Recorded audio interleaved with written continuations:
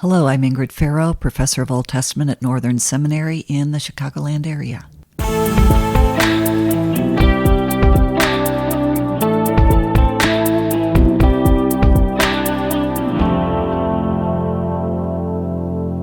Dr. Ingrid Faro, welcome back, Ingrid, to Exegetically Speaking. It's great to be back. It's so delightful to see you here in our place here in Houston, and we hope you keep coming back. Now, you've been on with us before, so we're not going to talk a little bit about the things we normally do when you first get started, which is how did you get started reading biblical languages, because they can find out about that in the show notes. But today we're going to talk about the Genesis 3:15 passage, and then later in chapter 4, we're going to leap over to there too as well. So set this up. What's going on in Genesis chapter 3 that we need to know to help us read this text well? Well, I actually came back to Genesis 3 as I was in Genesis 4, and I've taught Genesis 1 through 4 exegetically as a class, but this was something that I hadn't noticed before, which you're always surprised when it's like, how did I miss that? And so I was taking a look at Eve, and I recognized that the last words of Adam are in Genesis 3, basically saying, God, it was that woman you gave me. It's all her fault. But then I looked at, well, what were Eve's last words? So, just asking questions of the text. And I said, okay, her last words, she speaks twice in Genesis 4, once at the beginning and once at the end of that chapter. And I realized she is speaking the first words of hope after the fall, after the rebellion.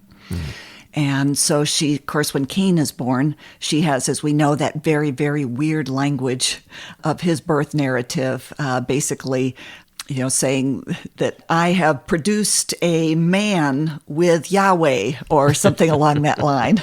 Rabbis and scholars, comment on that. Sure. Although I like Sarna, he comments, Eve is now saying, in effect, I, a woman, and Isha was produced from man, Ish. Now I, a woman, have in turn produced a man.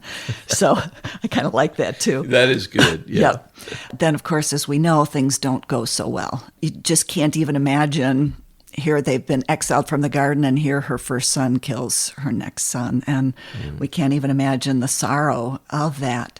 And, what would you do? What would you give up? What would you think? Would you give up? And would you give up your faith? And as I was in Genesis 4:25, and she knows Adam and has another child and names him Shet, Ki Shatli Elohim Zera Achad. So she names him appointed one or granted one, for God has appointed or granted me, Elohim has appointed or granted me a zera, another seed. And all of a sudden I went, hey, wait a minute.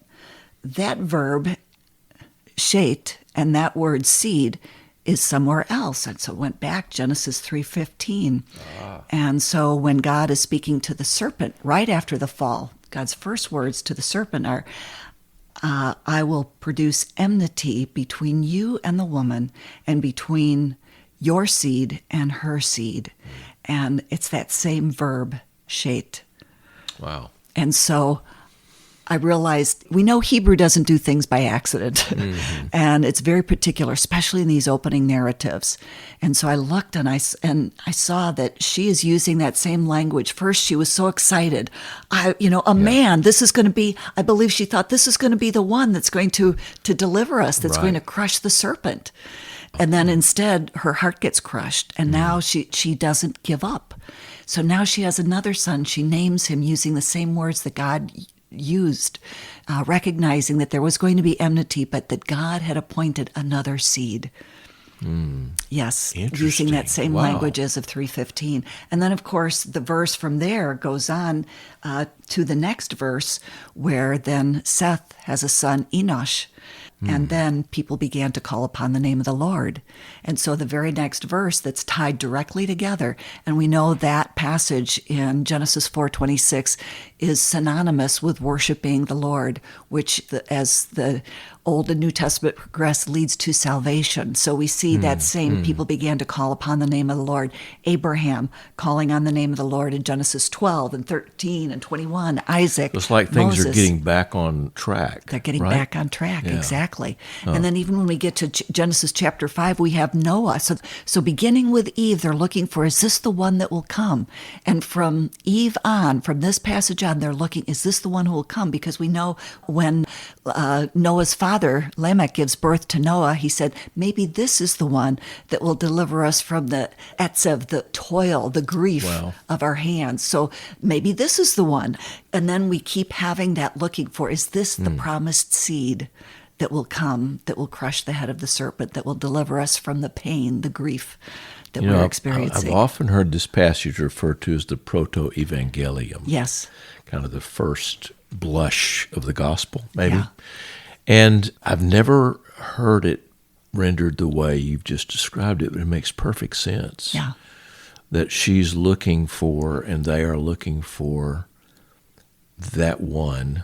Because they're not looking thousands of years in the future. Yeah. They're looking now for that very next one who might be the one who crushes the head of the serpent. Right. Wow. Exactly. Yeah. Interesting. Yeah. I always knew this. Yes. No, Yeah. just kidding. Just kidding. I didn't know this. Yeah, I didn't either. So you're writing this up somewhere. I am. All right. Yeah. And where will we see this in print? Probably in about a year. So it's a Zondervan book on entitled Bold Women, Advancing the Storyline of Scripture. That's our working title. So, yeah. Bold Women, Advancing the Storyline of Scripture. Yeah. Wow. Well, I'm looking forward to that. Thank we'll you. have you back to talk on our other podcast, talk about that, because that's really exciting and great. you. I want to mention before we go that you're the author of a wonderful book that is an exploration of the Bible's teaching and your own personal story about demystifying evil. And there's so much superstition around evil, and almost the word itself conjures up. People don't want to even get near the word, but what you're doing, it seems to me, is you're trying to take the mask off. Right. And you're trying to expose it. So it's a wonderful book, Demystifying Evil, a biblical and personal exploration. But next, Bold Women. Yes. Advancing the storyline of Scripture. We look forward to that. Thank you for being with us today on Exegetically Speaking. Thank you. I always enjoy talking with Dr. Ingrid Faro. She has some great insights into the text because she is reading in the original languages. If you want to learn those languages, Wheaton College is the place to go. Check out the show notes for details on how you can learn them too. You can get started today. Thanks to Kathy Capes, Phil Kagi, John Lonsman, Rebecca Larson, and Jesse Dugan. This podcast exists to promote the study of biblical languages. Until next time, I'm David Capes. Thanks for listening.